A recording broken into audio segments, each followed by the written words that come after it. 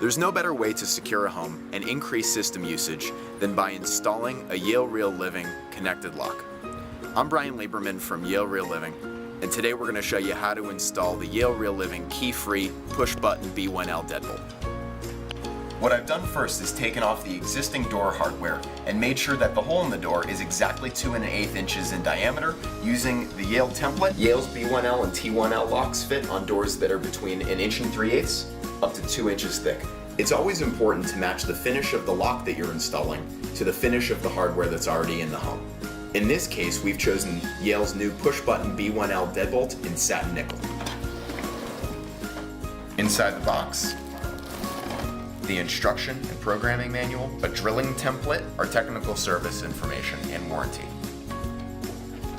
You have a box with the latch and the mounting hardware.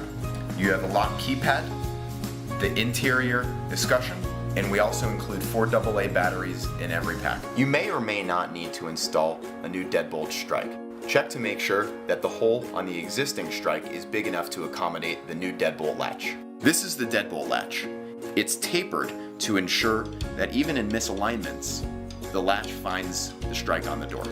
Now we're going to insert the deadbolt latch to check for the back set. The back set is the distance from the edge of the door to the center of the lock. What you're looking for is that the black circle is in the center of the deadbolt hole. This one is not in the center. The deadbolt latch can accommodate 2 different standard back sets.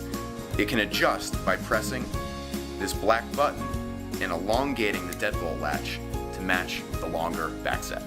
You'll notice with the longer back set, the black circle is now in the center of the hole. Now we'll install the wood screws into the deadbolt latch, and all you need is a number 2 Phillips head screwdriver. Now we'll install the exterior keypad, also known as the exterior escutcheon.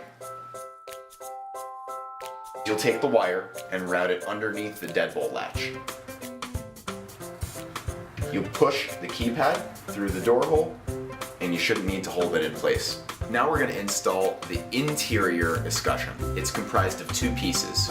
The first is the mounting bracket, which is a metal mounting bracket as well as a rubber gasket, also the interior escutcheon itself. Take the wire, run it through the hole. You'll notice there is a tongue on the interior. Insert it into the groove, and then retain the cable into the hole marked cable hole. The next thing that we're going to do is install the through bolts. These compress the interior bracket onto the door. You may want to start by hand threading and then finish with the number 2 Phillips head screwdriver. Before you tighten the bolts down completely, look at the front and make sure that everything's straight. As a quick check, you're going to want to make sure that you haven't over-tightened the screws by checking the locking action of the deadbolt. You can do that with the tailpiece, which is the flat rod on the interior of the lock, or you can do that with a simple flathead screwdriver. Next, we're going to mount the interior escutcheon to the interior mounting bracket, which is already on the door. You'll need your interior escutcheon, your screwdriver, and your 3 black interior screws. The first thing that we're going to do is remove the battery cover from the interior escutcheon. Next thing that we're going to do is connect the wire, which leads from the front of the lock to the back of the lock. You're going to route the wire underneath the cable hook, which is clearly marked, and connect it into the slot. Next, we're going to install the tailpiece into the deadbolt latch.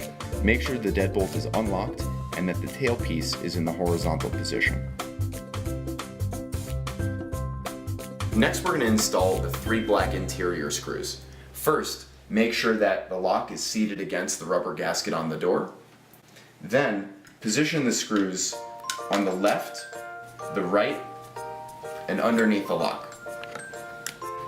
We recommend using the provided AA alkaline-based batteries. You can use any AA batteries, but be aware, if you choose to use lithium or rechargeables, your battery status will not show correctly on your panel. Your final step to install the hardware is replacing the battery cover. Screw down the screw, and you're done.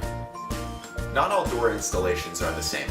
Some have the deadbolt and handle on one side, while others have it on the other side. After you've programmed your master code, the Yale lock will learn which way you've installed it on your door. The instructions which were included in the box will show you how to program your master code. First, hit the gear for settings, then hit 1 to enter the master code programming menu, then hit your gear again, Now hit your 4 to 8 digit master code and finish with gear again. After programming your master code, the next time you touch your lock, it will learn which way you've installed it on the door. The lock is now calibrated to this installation.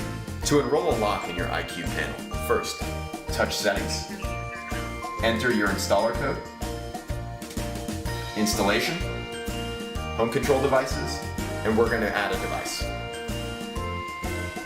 To enroll a lock in a panel, first touch Pair, and the panel will begin searching for devices.